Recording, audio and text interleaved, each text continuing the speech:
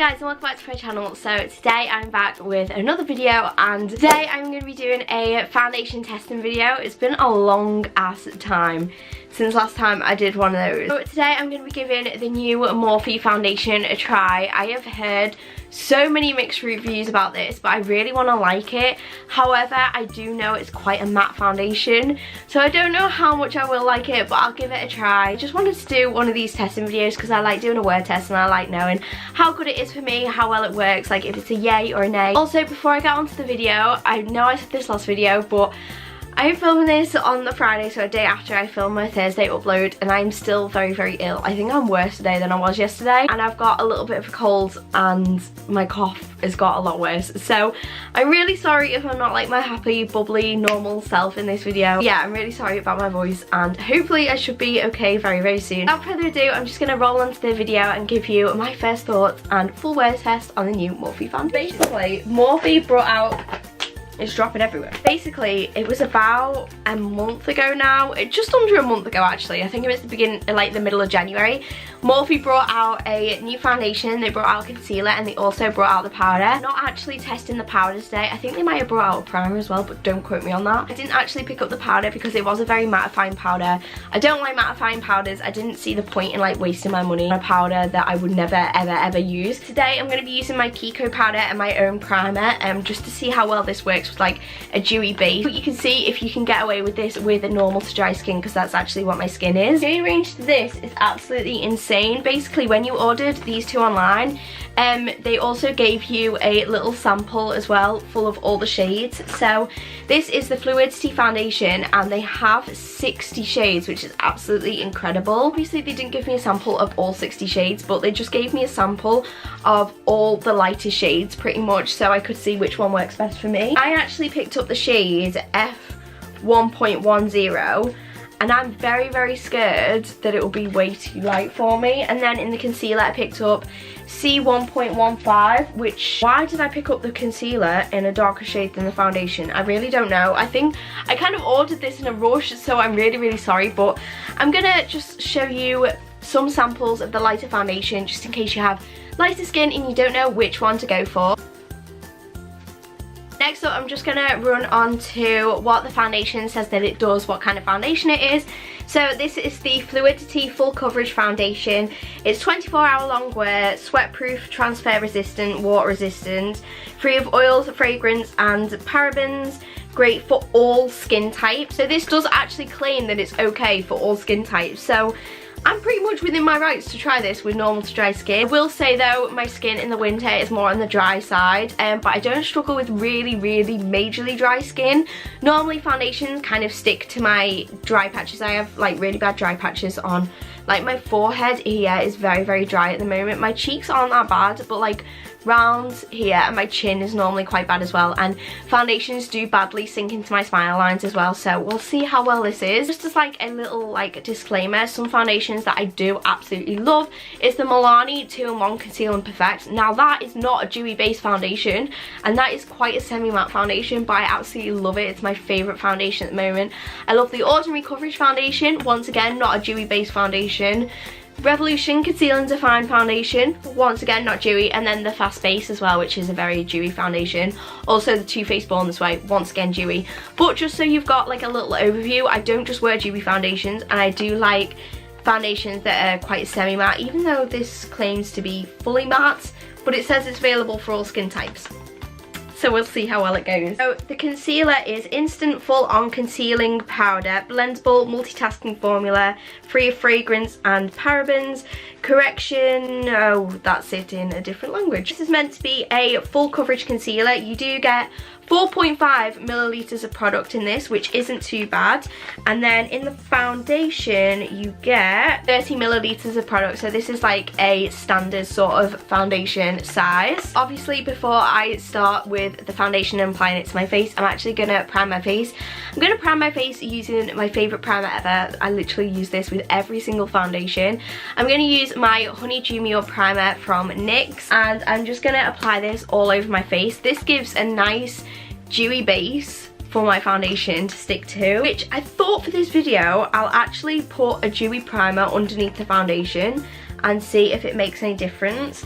I know a lot of people have had their own opinions over this foundation, but like I said, like I've only watched Sophie Nails' review, but I've heard bits about it and I just don't want to judge it based on other people's opinions. So I'm going to be very open with this. I'm going to try to make it work, hence why I'm using a dewy primer. I'm going to do everything that I normally do when I apply foundation, and I guess we'll see how well this works. Okay, I'm just going to zoom you in a little bit more so you can actually see my face. So I've now primed my face. It's really nice and tacky. I love this primer. It feels so nice on my skin. But now I'm going to go in with the foundation, and like any other foundation testing video, I'm going to do one half with my beauty blender and then I do the other half with the brush just to see if there's a difference in coverage, which to be honest normally there is. Normally you get more coverage from a brush rather than a beauty blender, but I feel like the beauty blender blends it better, if you get what I mean.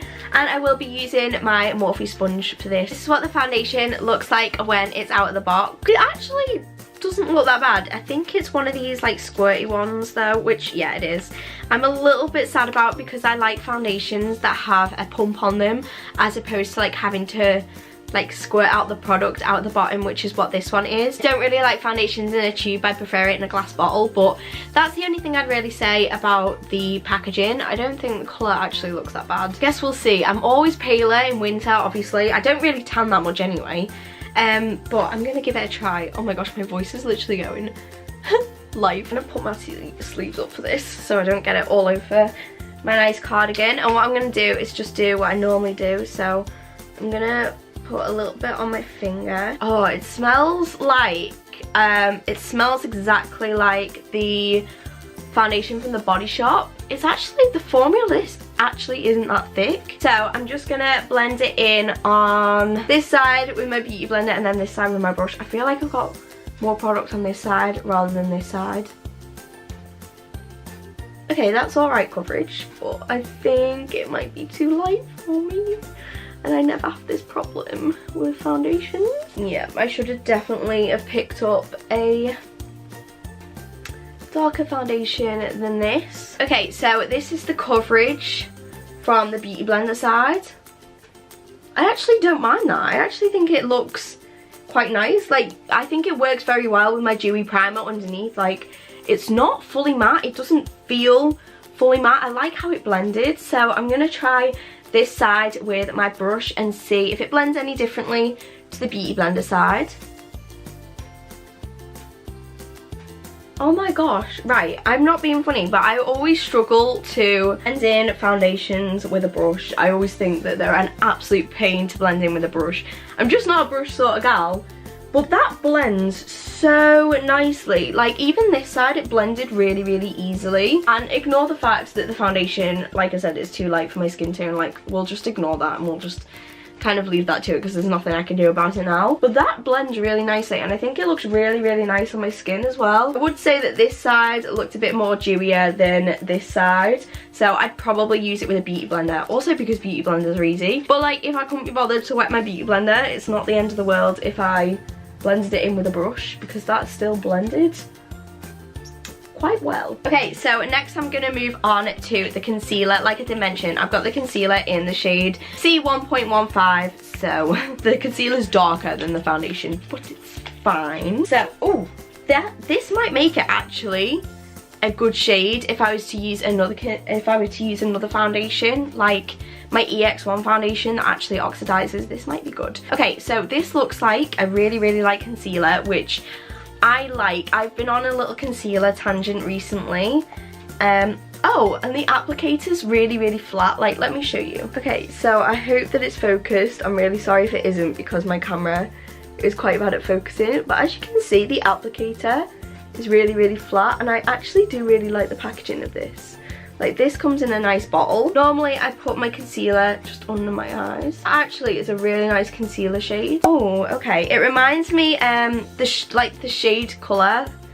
The colour of it reminds me of my Colourpop No Filter one, which I have begun to absolutely love. Once again, I'm going to do one side with my beauty blender and the other side with my brush. Yeah, that is full coverage. Definitely full coverage. Okay, normally I would not do concealer with a brush at all. I would always do it with a beauty blender. Okay, that actually looks alright. I don't think that looks that bad. Like, I quite actually enjoy that concealer. I liked the coverage of it. I liked how well it blended. I thought the foundation blended really nicely as well. Don't actually mind the colour match too much now. I feel like, I don't know, is it oxidized a bit or is it just me? I don't feel like it's as pale as it was when I first applied it. Okay, yeah, that was definitely me going mad. It didn't oxidize. Bye. Okay, so next up I'm going to do what I usually do, and I'm going to go in with my Kiko Radiant Fusion Powder. This is in the shade 01. This is good if you have dry or like normal to dry skin and you want something a little bit more dewy. This is such a good powder for that. I've been trying to find a powder that's like this for so long, and it's also in the sale at the moment, so now's a good time to pick it up if you haven't already. Normally I have to powder my under eyes because they crease really badly, and also my forehead, so I'm just gonna powder that and set that in place. Okay, so just so you know what it looks like, this is what the foundation looks like up close. So this was the side that I blended in with a beauty blender, with my what? With my beauty blender, with my brush. Okay, I think it looks alright. Like, I can start to see that it's already clung to dry patches kind of here.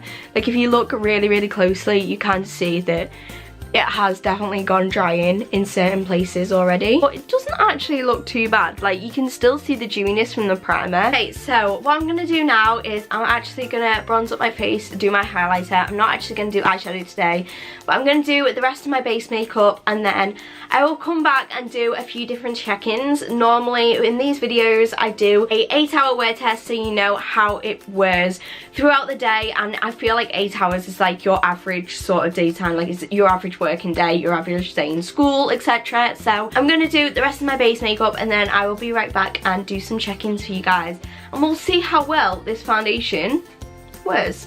Okay, so this is what the foundation looks like after having it on for an hour. It doesn't look too bad. Like, it hasn't creased around my forehead, it hasn't really sunk into my smile lines at all, and pretty much every single foundation does. The only thing that I will say is it has started to cling to dry patches.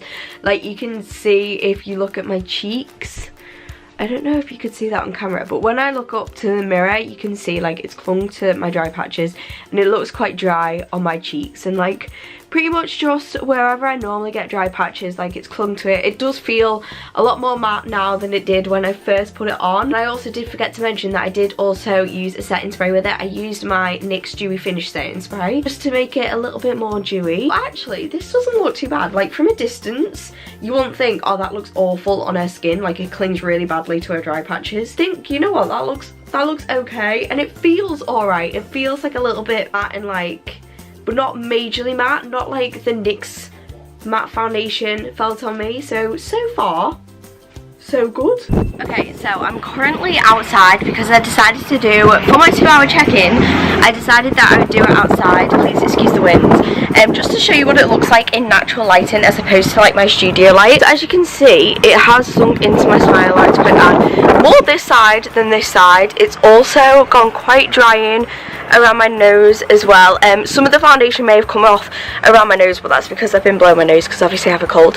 Yes, I did my eyeshadow and it looks really, really bad because I had like a whole mess and had to change it and then change it again because I didn't want to wipe off because I didn't want to like affect the concealer. The concealer has creased a bit round my eyes, as you can see, but it's not too bad. Like, the foundation isn't looking too bad, it isn't feeling too bad. It kind of looks okay. Like, from a distance you wouldn't think, oh yeah, that looks awful. Okay, so this is my 4-hour check-in. So I've had this on now for 4 hours. I don't think it looks too different to my last check-in 2 hours ago. I mean, it's sunk a lot more into my smile lines here, and it still looks very, very drying, especially around my cheek area here and around my nose as well. But from a distance, like I've said, it doesn't look too bad. It doesn't feel as matte on my face. Like, some foundations feel very, very matte and uncomfortable on my face, but it doesn't really feel that uncomfortable, and it doesn't look too bad. So we'll see what it looks like in another few hours. Okay, so I am back now with my 6-hour check-in. So I've had this on since about 11:30 this morning, and it's now 5:30 in the evening, and this is what it currently looks like. Once again, it's pretty much the same as my 4-hour check-in. Nothing much has changed whatsoever. I did just want to point out that you can see on my nose here that it's gone a lot more dry, and I think you can see it a lot more on this side. Like, you can see where it's clung to my dry patches, and like I mentioned before, here on my cheek you can see where it's clung to my dry patches a lot more. But honestly, it hasn't clung really badly. Like, my smile lines aren't too bad. I haven't even wiped them at all today, only because I haven't really gone anywhere, so I don't really need to wipe them. So this is what it looks like without wiping them. My forehead, as you can see, really has not creased that much. There's a couple of crease lines, but that's basically it. With matte foundations, normally it creases a lot worse, and normally my smile lines are a lot worse than this. Please ignore the fact that it's obviously rubbed off on my nose around here. Like I did mention, I have a cold, so that'll be because I've been blowing my nose all day, but it still doesn't look too bad considering the fact I've been blowing my nose all day. So this is what the foundation looks like after 6 hours. Still looking pretty good and still feeling alright, which is such a surprise. I didn't think I'd like it as much as I do. I'm on to my final check-in. It's now been on for 8 hours, and this is what the foundation is looking like. In all honesty, I don't think it has changed that much. Like, I was just discussing it with my sister, and she said that pretty much it looks the same as when I first applied it. Like I did mention, you can see it's drying in areas, that it's come off around my nose because I've been blowing my nose, which is understandable. We'll leave that bit. It's sunk into my smile lines a little bit, but honestly, it just looks pretty normal. Like, it hasn't changed that much, and I'm actually pleasantly surprised. I haven't really had a bad experience with this. I think it did help that I did use a dewy primer underneath, and I did set it in place using a radiant powder.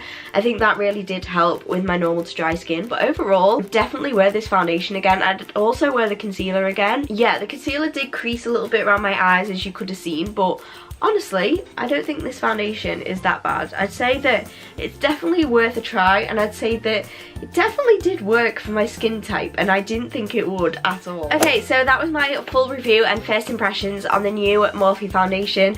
I really hope that you did enjoy this video and find it helpful. If you did, then don't forget to smash it a big massive thumbs up, and also feel free to hit the subscribe button.